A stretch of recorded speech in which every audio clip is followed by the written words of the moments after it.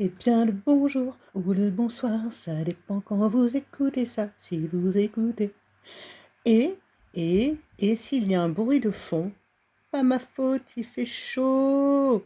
Ouais, il fait chaud et en plus j'enregistre le podcast non pas lundi, mais dimanche soir.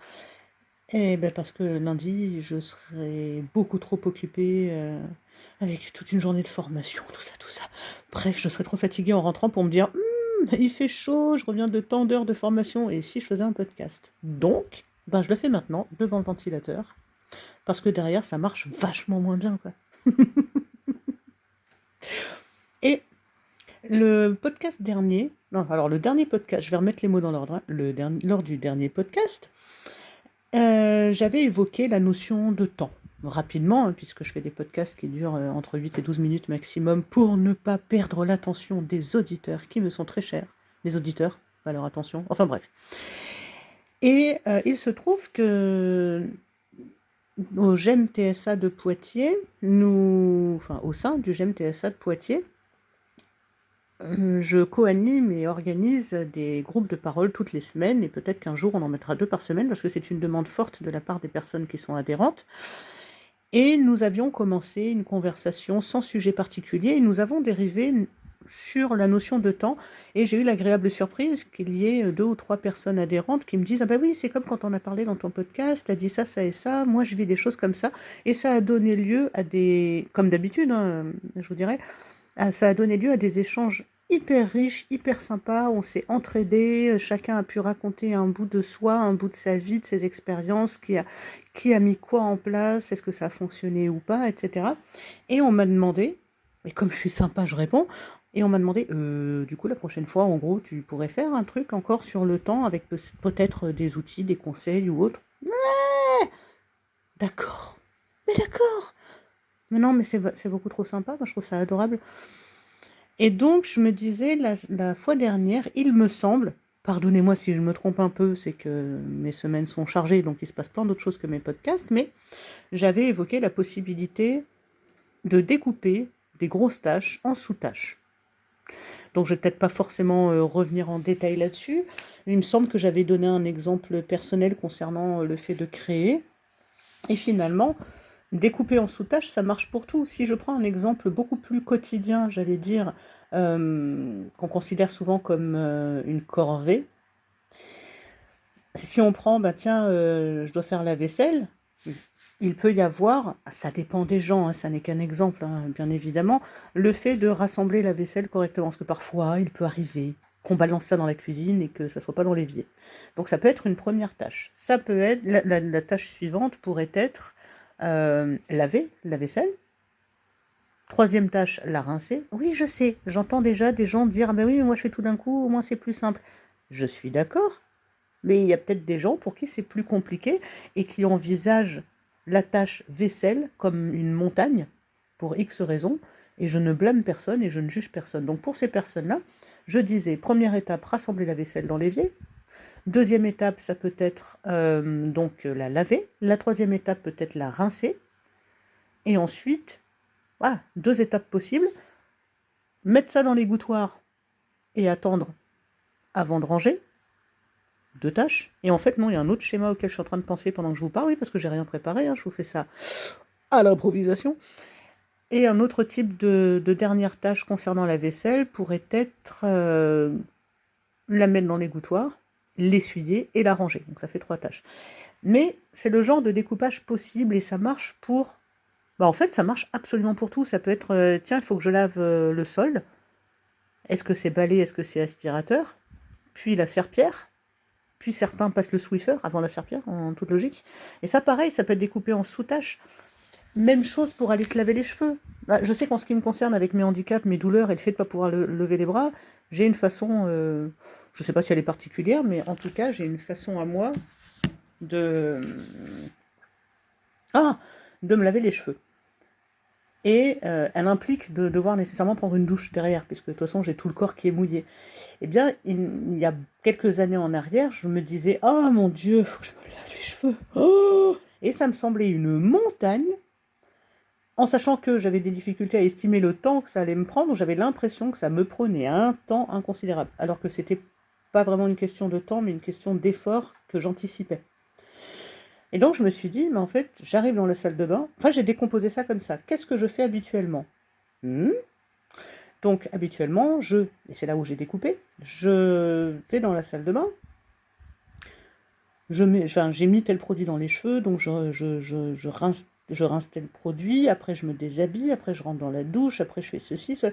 Là, ça semble être des milliards de petites tâches, on n'est pas obligé de découper de cette façon-là non plus, mais pour ma part, j'avais découpé ça en: je rentre dans la salle de bain et je me prépare, je rentre dans la douche, je me lave les cheveux, je sors de la douche, je me sèche les cheveux, et en fait, j'avais résumé ça en 3 étapes. Mais ça peut être 10, 12, comme vous voulez. Voilà, en ce qui concerne le découpage des tâches. Il y a aussi la possibilité pour certaines personnes d'utiliser en application ou en objet concret qu'on a chez soi un timer qui s'appelle parfois Time Timer, qui est souvent préconisé sur les sites internet pour les enfants, et en réalité ça marche tout aussi bien pour les adultes, et c'est ce qui permet de découper visuellement le temps. Et en général, bon, il y a différents modèles, mais en général on va retrouver un timer qui dure 1 heure et qui permet donc de découper pareil en quartiers, en tout ce que vous voulez, et puis de déterminer, tiens là ça fait 1 heure, ou tiens il me reste, je sais pas moi, un quart d'heure avant la fin de la tâche, il me reste un quart d'heure avant de faire telle ou telle prochaine action.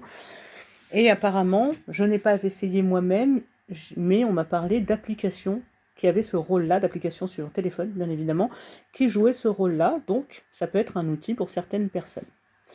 Il y a aussi un troisième outil que j'utilise toujours, mais que j'ai fait évoluer selon mes besoins qui ont évolué également, c'est le fait de faire des listes, des to-do listes. Je suis Madame Liste et je ne suis pas la seule.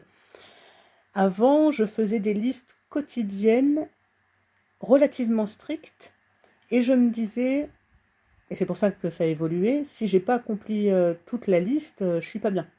Et je pouvais avoir tendance à me dévaloriser par rapport à ça, et puis j'avais l'impression de me rajouter des tâches pour le lendemain. Finalement, ça me convenait pas, mais je n'avais pas trouvé d'autres moyens. Et maintenant, ce que je peux faire, déjà, je ne fais plus des listes au quotidien, je fais des listes quand je me sens trop fatiguée pour avoir envie de m'ajouter de la charge mentale, ou quand j'ai envie d'y voir clair sans me prendre la tête, par exemple pour un week-end. Cette semaine, enfin la semaine passée, a été, exemple personnel, une semaine particulièrement chargée. Et vendredi soir, je me suis dit, plutôt que de faire une liste pour samedi et dimanche, comme je suis épuisée, je fais une liste sur laquelle j'écris week-end. Ça veut dire que je me laisse les 2 jours pour faire ce qu'il y a là-dedans, et je liste sans prioriser. Ben, moi, ça me semble important, en tout cas pour moi, de ne pas prioriser, puisque ça dépend de beaucoup trop de paramètres. La fatigue, le temps qui me reste, un imprévu, etc. Et si je priorise et que ça ne marche pas, après, je vais me redévaloriser, ça ne m'intéresse pas.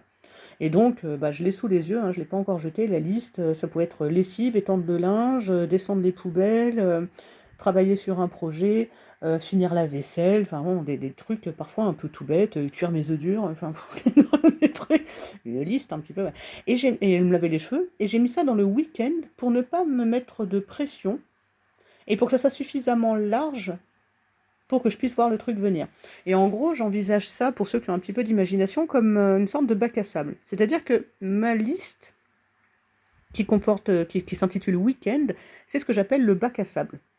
C'est la limite, entre guillemets, que je me donne, c'est pour le week-end, c'est le contexte. Mais à l'intérieur de ce bac à sable, donc dans cette liste, je fais les choses comme je veux, dans l'ordre que je veux, selon plein de paramètres. Comme je disais, la fatigue, l'irritabilité, les règles, ce que vous voulez, vous mettez ce que vous voulez comme paramètres variables.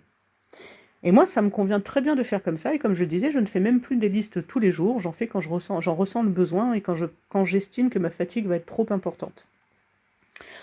Il y a aussi quelque chose que j'ai fait qui m'a été très utile, et là je reviens un petit peu sur ce que j'avais dit la semaine dernière, dans le sens où j'avais parlé, il me semble, des difficultés à estimer la durée d'une tâche.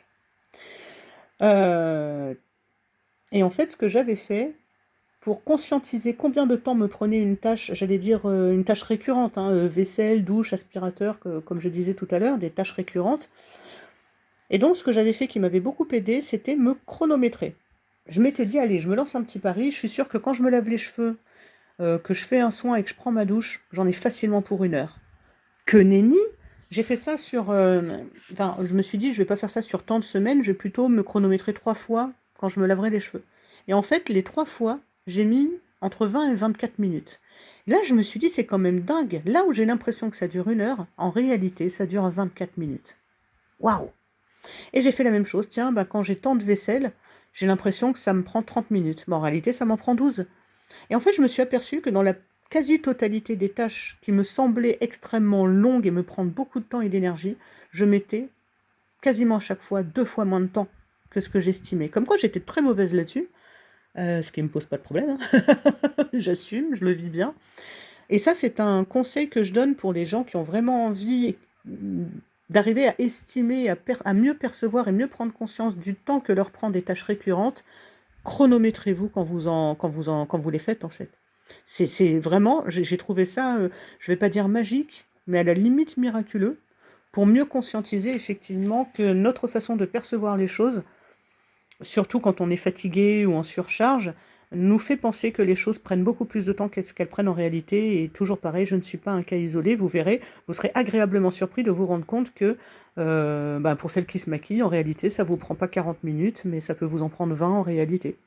Et donc, ça peut permettre, en toile de fond, de travailler là-dessus et de mieux pouvoir contribuer à une meilleure organisation, j'allais dire, de notre quotidien. Donc ce podcast aurait été un petit peu plus long, mais je vous ai partagé 2-3 petites astuces que vous pouvez mettre en place. Si d'ailleurs vous en avez essayé, que j'ai listé, ou d'autres auxquelles je n'ai pas pensé, petit commentaire, je serais ravie d'apprendre, toujours, grâce à vous. Et je vous remercie, comme à l'habitude, de m'avoir écouté, d'avoir pris de votre temps, de votre énergie. Et je vous dis, à lundi. Salut!